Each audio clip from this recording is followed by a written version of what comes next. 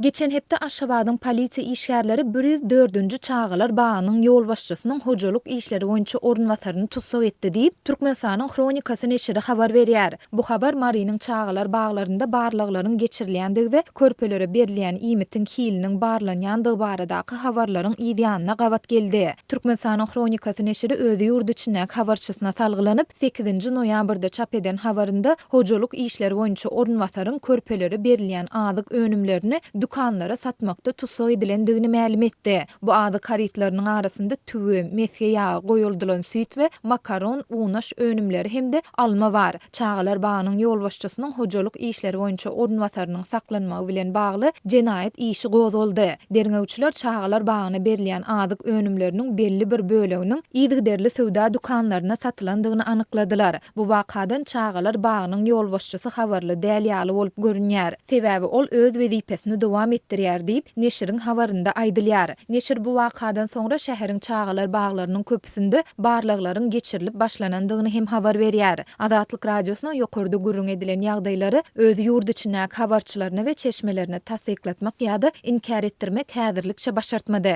Şeýle-de bu aýdylanlar barada 104-nji Çağalar bagyndan hem kommentari alyp bilmedi. Ýöne bu habar Mary welaýatynyň Mary şäherindäki Çağalar baglarynda barlyklaryň geçirilýändigi we körpelere berilýän iýmitiň hiliniň barlanýandygy baradaky habarlaryň ýa-da gawat geldi. 5 noýabrda Adatlyk radiosynyň Mardaky habarçylarynyň biri welaýatyň howpsuzlyk we prokuratura işgärleriniň gatnaşmagynda geçirilýän bu barlyklaryň duýdansyz amala aşyrylýandygyny aýtdy. Barlykçylar hojaluk müdürlükleriniň ammarlaryna girip terezede azyk önümlerini ölçeýärler. Aşana girip naharyň bişirilişini, iýmitiň ýokumlugyny barlaýarlar. Naharlara goşulýan azyk önümleriniň agramyny hem ölçeýärler diýip Çağalar baglarynyň terbiýetçileriniň we enatalaryň ençemesi bilen söhbetdeşip bolan marly habarçy gürrüň beripdi. Habarçy bu barlyklaryň Çağalar baglarynda körpelere berilýän azyk önümleriniň hiliniň pesligi, olaryň öýlerine aç gelýändigi barada enatalaryň ençemesiniň vilayet prokuraturasyna ýazan ardalarynyň ýa-da geçirilýändigini aýdypdy.